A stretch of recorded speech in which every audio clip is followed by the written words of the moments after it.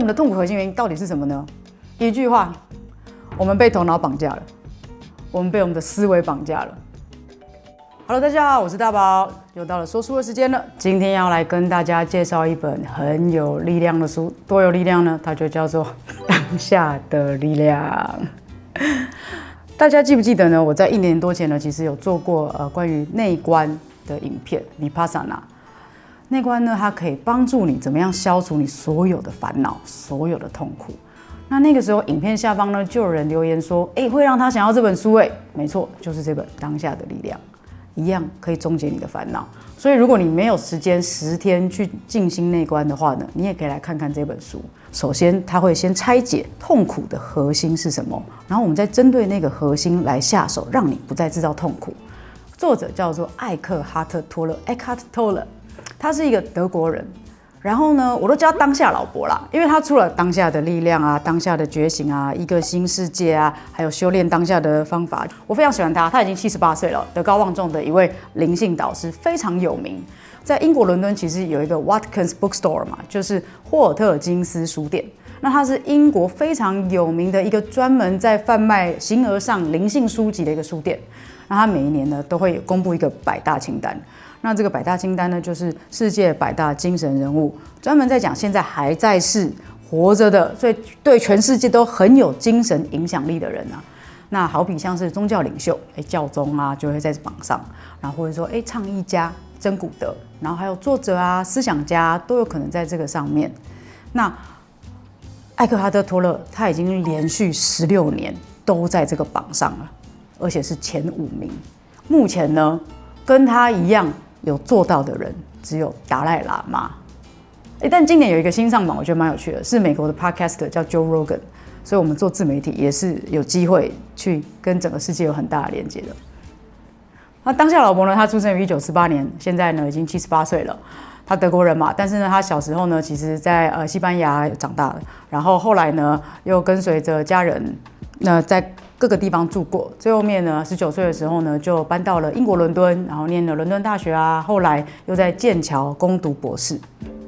然后呢，就在他29岁念博士学位的时候呢，他其实已经长期受到忧郁症的折磨，非常的辛苦，然后很厌世。所以呢，有一天晚上呢，他其实厌世到了极点，他甚至想要结束自己的生命。然后就在那一天，他脑中突然间有出现一个念头，叫做 I couldn't live with myself any longer， 我没有办法再跟我自己生活在一起了。然后他突然间就有一个很奇怪的想法，就是等一下 I 跟 self 不一样吗？我跟自己是一个人还是2个人啊？我自己我没有办法再跟自己生活在一起，这什么意思？然后就是这个很奇怪的思考，让他有一个没有想过的顿悟就出现了。然后呢，脑袋宕机，他情绪也不会低落了，也没有念头了。然后呢，他就被吸进了一个虚空里面。接着隔天早上醒来的时候，他经历了一个很深刻的内在的转变。他觉得窗外的鸟叫声超级好听，然后阳光洒进他的房间里面，超级美。他好像这辈子第一次看到这些事情一样。他决定他不再念博士了，他就跑去伦敦各大公园的长椅上面一直坐着，然后每天就坐在那边看车流，看经过的人，发呆。然后他说，那2年他都在一种很深沉的喜悦跟平静里面。但后来有人访问他啦，他有说，就他刚所谓的灵性觉醒那2年的时候，他的头脑都不好使，感觉很难组织任何有逻辑的语言。我想应该就是那个时候。然后那2年啊，他就是都睡在露宿街头，或者是就是去佛院睡觉，或者是去朋友家睡觉，然后他的家人都觉得他疯了。可是呢，也就是在那2年，后来就开始渐渐的会有人来问他说：“你是怎么样可以一直保持这样子，看起来都很 peace 没有烦恼的感觉啊？”那渐渐的呢，这些精神上灵性的问题来到他的面前，他都可以回答得很好。然后他就开始慢慢的成为了一个灵性老师。好，那我们要解决痛苦，最重要就是要找到痛苦的核心原因嘛。那我们的痛苦核心原因到底是什么呢？一句话，我们被头脑绑架了，我们被我们的思维绑架了。世界上有很多各式各样关于上瘾的讨论，像我们手机成瘾啊，或者是购物成瘾啊，暴饮暴食成瘾啊，健身成瘾啊，各种成瘾啊，喝酒抽烟都有人在聊。可是思考的瘾，我们没有人在聊，很少很少。我们甚至没有感觉到我们是被迫一直思考的。我们会觉得思考或是这些思绪跟睡觉是一样重要的。你都不要想，你要懂得想啊，要常常考虑得到那个啊，要很周到啊这些的。然后我们其实没有办法停下思考，而且呢，就是因为拥有这样子的思考，所以我们建立了一种作者称之为的虚假的自我感。好比我们会有一些标签，会有一些想法，一些价值观。我是台湾人，我认为赚钱很重要，或者是我是人生胜利组，或是我是一个鲁蛇，或者我认为成功的人的定义应该是这样那样。然后我们就因此创造了一个小我，然后我们会非常的认同我们创造出来的这个自我形象。好比我刚才说那些我是什么的那些标签，而这些标签，这些关于自我的形象，就是当时29岁的作者他没有办法受得了的那个自己。好，那再来，为什么我们会对我们的思考上瘾呢？因为我们认同它啦，我们认同我们思考里面所创造出来的那个小我啊。关于在从小到大成长的故事里面，我因为经历了什么故事，所以我成为了一个怎么样的人。我对于这个故事有了认同，我对于这样子的自己有了认同，所以我会定义我是一个什么样的个性，我有什么样的喜好，什么样的美感，什么样的品味，什么样的价值观，而且甚至我们也定义其他人。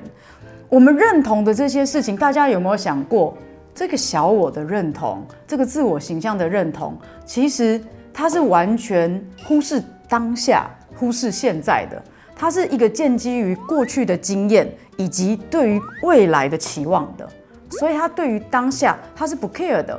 他会很在意的是我要怎么样让过去一直很保鲜。好比说我眼中的例子就是一个勤学又爱运动、很善于思考、心思细腻的孩子。所以呢，假设我们10年后没有再继续经营这个频道了，但是我看到他，我就会觉得例子一定还是那个勤学又爱思考，然后善解人意的孩子。但谁晓得10年后的他是不是还是这样呢？或者是假设你遇到一个很讨厌的人，10年前你跟他不欢而散，10年后你看到他的第一眼，你还是会用过去的那个样子、那个标签贴在他的身上，去认为他就是过去的那个人。那讲到未来呢，我们更常做了。好比我们现在很常说，我们要去显化那个要在未来达成一个什么样的目标哦，只要到了那一天的时候，我的幸福、我的快乐就会来了。我要完成这件事，或甚至我要中一个乐透，或等我退休以后，我就可以怎么样了。等我的小孩结婚以后，我就不用再烦恼了。我们总会把现在当作是去到未来的一个跳板，而现在的重要性没有未来那么重要。所以我们的认同感其实是建立于过去跟未来，而当下它其实有它的力量，完全被我们的头脑给不重视，甚至给否决了。因为我们的自我感、我们的小我都跟这些过去跟未来都黏在一起嘛，所以其实小我它依存的是时间的感觉。放掉过去，放掉未来，只限缩在当下的话，那么自我的这件事情就会变得很淡。现在的我不会是过去的延伸，也不会是去到未来的跳板，我会能够很专注在眼前面对的这件事情或这个人。大家有没有这种经验？你在跟一个朋友聊天，他是头脑很强壮的那一种的，所以呢，你在跟他聊天的时候呢，你会觉得他人好像在这里，但又不在这里。你刚刚跟他讨论的那件事情的论点，他接下来要怎么回复你？所以他好像有在听，但他其实根本就在他自己的脑袋里面思考着下一句要怎么回应你。那如果你的自我呢是被未来或是过去给限缩的话呢，你其实呢就会一直跳不出你原来做事情的方式，你原来的行为模式，你原来的价值观，也就是以佛教的用语来说，就是业啦，跳不出你的习气，跳不出你的业，你只是不断的重复自己而已。而且呢，当我们越来越认同自己的思考啊、自己的价值观的时候呢，你对于你的喜好会很分明，然后你对于不认同的事情，你也会反应情绪都会起伏的变得很大，你就很难用一个比较平静、喜悦的状态来面对当下。而当你跟现在的状况跟你的喜好不同的时候呢，你就会有痛苦产生。其实这个东西跟内观在讲的东西就蛮有呼应的，大家可以再去看那个影片。那接下来我们就来聊一聊我们要怎么样摆脱痛苦吧。好消息，因为除了生理上的一些痛苦之外呢，大部分的痛苦其实都是我们自己创造出来的。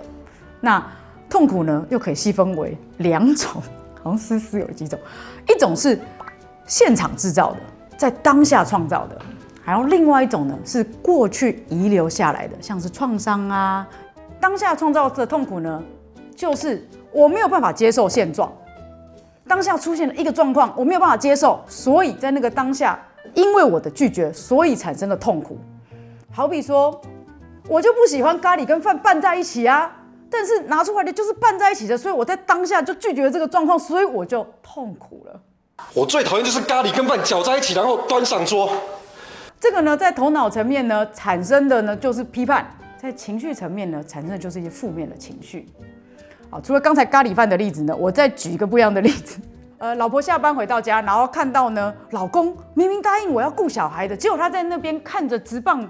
比赛，然后呢，小孩已经把家里面的饭吃的到处都是，甚至开始把饭菜在墙壁上面当做涂鸦的颜料了。然后这个时候家里面大乱，然后玩具已经全部都是小朋友的食物残渣，然后这个时候老婆就崩溃了，没有办法接受这一切的现状。痛苦被他自己创造出来了。当下制造出来的痛苦的时候，我要怎么停下来呢？步骤1，停止制造时间。什么意思？如果解决这个问题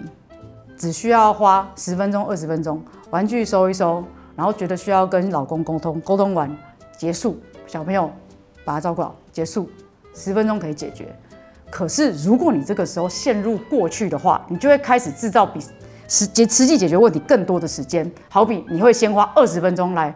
我那个时候就不应该要嫁给你的。当初你口口声声说我们结婚了以后你会好好照顾小孩，不是帮忙照顾哦，是一起照顾。所有的家事你也会做，早知道我就应该要嫁给那个谁谁谁，不要嫁给你。怎么知道结了婚以后你就完全变成另外一个人？然后说好的家事你也没有要做，小朋友你也没有要顾，然后你就每天在那边看棒球、喝啤酒，然后呢就这样子念，就多念了20分钟，而且20分钟后呢，你都还没开始解决问题哦。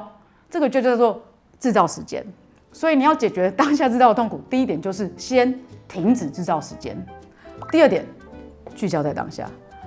要认知到当下这一刻才是我现在手上唯一能够面对、唯一能够处理、唯一能够拥有的。刚刚讲那些过去他怎么说、他怎么答应我，以前我们交往多美好都不重要了，我现在只要聚焦在这里。当然啦，为了处理一些现实上面的问题，你可以去到一下过去，去到一下未来了。好比说，你可以想说，我之前就已经骂过他了，可是根本没有用嘛。所以呢，我这一次不可以再陷入那个回圈了。好，我要回到这边，回到这边。第三点，观察头脑。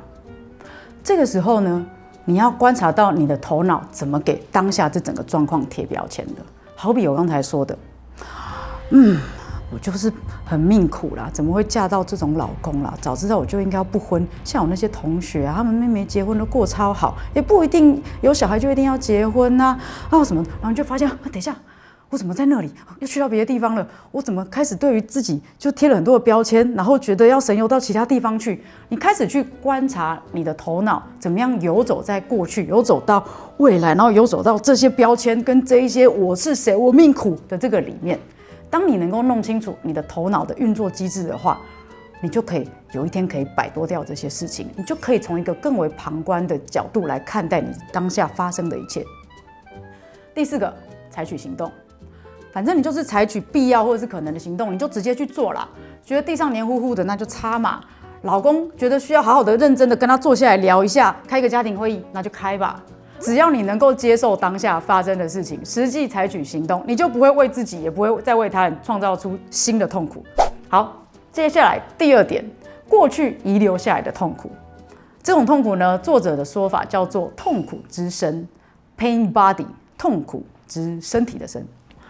我们人生往事总是会有一些痛苦嘛，从小到大总是可能会有一些被欺负啊，被背叛啊，被骗啊，各式各样的不愉快啊，被甩啊，难过的回忆啊。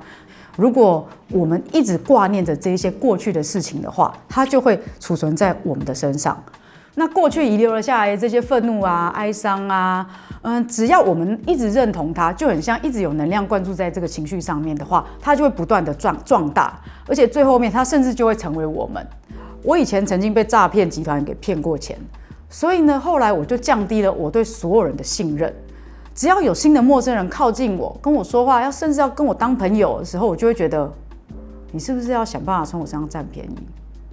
渐渐的成为了这个愤怒，成为了这个不信任，这个痛苦之声就会占据了你，直接掌控了你，甚至会不自知这件事情。又或者当你情绪很沮丧的时候，你会进入到一些负面的思考模式，然后觉得很痛苦啊。好比说我是一个很没有力量的人啊，哎呀，赚不到钱的啦，世界上的资源都被那些既得利益者给拿走了啦，我们每天就躺着就好了啦，不用去争了啦，没关系啦，反正我们就是社畜啊，算了，连赚钱都不要了啦。或甚至你就一直在认同这件事情，然后你就直接成为了那个痛苦的延续。明明那是一个想法，可是你会把它延续到现在，甚至到未来，它成为了你。很奇怪的事情呢，一旦呢人呢被痛苦给控制的时候呢，我们会无意识的渴望更多痛苦，然后呢，我们会一直延长它持续的时间，不仅为自己带来痛苦，也会为身边的人一直强加这个痛苦。哎呀，我跟你讲啊，这个世界上陌生人就是不值得信任啦。你看他可能是要骗你啊。哎呀，这个世界就是资源都在那些有钱人身上啦，我们拿不到的啦。藉由你的价值观，再创造一个新的痛苦出来，一直延续，一直延续。那解决之道呢，其实就是在这个痛苦之声一醒来的时候，我们就要马上抓住它。它其实呢，只是我们的自我感、我们的认同、我们的小我所投射出来的一个阴影而已。当我们可以看见它，然后不再继续认同它的话呢，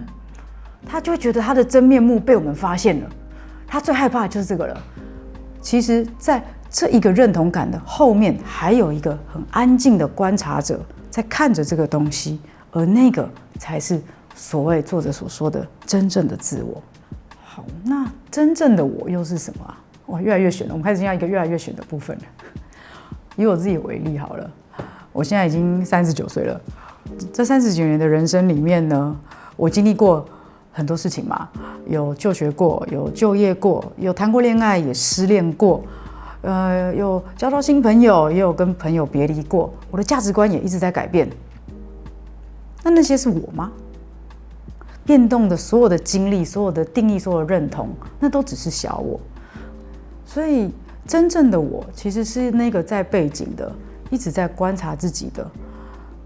那个能量、那个生命力，它像是一个空间，可是那个空间不是空无一物的，而是充满能量的。在这个空间里，有着我从小到大的故事、我的认同、我的定义，然后在这个空间里面，有一个静静在后面观察着、陪伴着、聆听着你的生命故事这一切的那个东西，那个意识。而这个意识，它就像是我们东方所说的道，是一种没有显化出来的一个能量状态，它是一个未显化的最深层的内在的自己，而每一个人在这个层面上面都是相连在一起的。只有我们能够安住于当下，与当下的力量连结，跳出刚才所说的那些头脑的思维的时候，我们才能够感受到那个真正的我的存在。而那个也就是作者所说的当下的力量。好，我已经把这本书最重要的这些概念先介绍给大家了。那接下来我们要怎么样跟这个当下的力量连结呢？怎么样跟自己那个超脱思考的意识共处在当下呢？首先，我们要先知道自己的头脑，它其实一直在自言自语，一直在不停的思考，所以我们要先看见它。要能够先观察它，怎么做？我们可以把我们的注意力呢放在其他地方，好比我们的呼吸上面。我们可以去观察，当我们呼吸的时候，我们的腹部会起伏，我们的胸口会起伏，或甚至就像内观时候在讲的，我去观察我的鼻息从哪一个鼻孔进去啊，然后从哪一个鼻孔出来啊，然后我的身体对于这个呼吸有什么样的变化。我们可以把我们的注意力放在呼吸上面，或者你也可以把注意力放在第二个地方，就是所谓的内在的能量场上面。好比说，如果你在静心冥想，不动作，完全身体静止的状况之下，你可以感觉到你的脚趾头的边界在哪里吗？你可以感觉到你的手指长在哪里吗？你的手臂在哪里？你知道吗？你完全不动作，可是你依然可以感觉到你的身体内部有源源不绝的能量在跑动，而那个边界在哪里？那就是一个你内在的能量场，内在的生命力。又或者，你可以把你的注意力放在第3个地方，也就是你外在的感官知觉上面。好比说，这边有什么车水马龙的声音吗？或是你看到什么样的颜色？甚至你在吃东西的话，你在吃什么呢？我一开始也会有一个状况，就是我们会一直被思考给叫回去。我想要感觉我的内在能量场，我感觉到我胸口在起伏了，然后我又跳到另外一个想法里。然后我又再把自己拉回来，然后我又跳进去了。我们呢，就是会一直被思考给拉回去，而这是一个会一直发生的事情。所以，如果你在做这个练习的时候，一直发生这样的状况的话，你不要气馁，这个是正常的，大家都是这个样子的。因为当我们看见我们被叫回去的时候，就表示，我们不再认同我们只是那个头脑，只是那个思考了，我们又摆脱了它，我们又回到那个背景里面去感受了。你不要去命名你的感受。好比说，当你在感觉你的手指的边界、你的身体的边界在哪里的时候，你不用去把它文字化，说在这里，在我的大拇指的第2个指节再上去一点，大概就在这边，在那边，不需要。当你的皮肤感觉到冷的时候，你甚至不用说出那是冷或那是热，只要去接受它的存在，感受它的存在。我们一直都在学习，认识这个世界是这个花叫做什么名字那个植物是什么，这个动物是什么那是什么工具。我们对于每件事情都要有命名，然后我们才会感觉到安定，我们头脑才会觉得这一切是有定义的。但是呢，做当下的力量的练习呢，是不需要去命名，要放掉这些东西的，放掉这些所谓外在已经固定下来的物质的形象，他们的定义都不要，把这些东西都丢掉，就只是感觉到我在这里，然后我跟我内在的能量在一起，我在这里。你以后在家里面练习，可以从闭着眼睛开始做，一边静坐的时候，你一直在头脑感受、头脑感受、头脑观看里面，也许可以来来回回，然后慢慢的、不停的，甚至可以同步。然后在日常生活中，接下来呢，你也可以一边吃饭，甚至跟朋友一边聊天的时候，你都可以一边感觉到你内在那个能量场还是如此的鲜活的在运作、在存在。把自己常常从主观的角度，又可以再拉回到后面的那个观察者。所以，你如果看见你的内在有什么感觉升起，我生气，我觉得新奇，我兴奋，我难过，你都可以知道，你并不是那个小我的情绪，你是一个更大的自己在后面的。好了，以上就是《当下的力量》这本书的重点啦，以及一个简短的练习分享给大家。那我就来说说我读这本书的一些感受吧，还有我在准备这次稿子的一个过程。第一呢，我觉得很有趣的是，这本书在前面导读的时候，他就先破题，这不是一本用头脑读的书，所以它有很多的章节都好像是在讲给你的潜意识听的。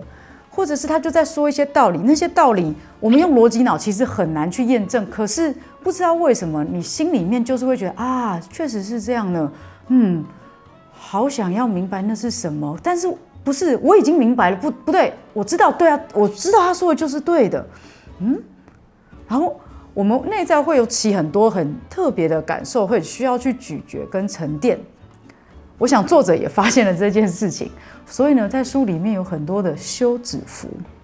他会邀请你在一些比较深、比较多层次的内容的后面一起停下来一下，而不是只是在学一些好像一些知识而已。他要说的其实不是这个，因为他一开头也就说了，关于灵性我没有太多的知识要给你，只有一些简单的观念，然后接下来都是要让你去慢慢体会而已。再来呢，这本书是用问答所写成的。因为呢，作者在教学这么多年当中呢，常常会有人问他关于怎么样练习当下的力量啊，你要怎么样可以停止制造痛苦啊，他有非常多的问答。坦白说啊，我觉得问答就是你回答了一个问题，找到了答案之后呢，那个答案又会再衍生出下一个问题。所以呢，作者就在面对一个又一个的答案，一个又一个的问题当中，就会跟这一些人对话，也同时在跟读者对话。你就会在这个里面不停的可以去带入到你的角色，跟好像这个老师就在你的面前，然后去回答你的那些问题，然后告诉你这都不是问题啦。我觉得真的很难，这真的是我目前为止就是介绍过我觉得最困难的书，因为他用书的形式来给你一些资讯，但是如果你要真的懂里面在说的是什么，必须要一直回到跟当下连接，就是跳出思绪的状态。我读了这些书，整理完了，然后我又要回到当下，让自己没有念头，然后才能够去体会他说的东西，我是不是真的懂了？那什么意思？他说的那些东西在我身上发生的是什么？所以我在写今天这个介绍稿的时候，我就一直来回的在打字、静心、打字、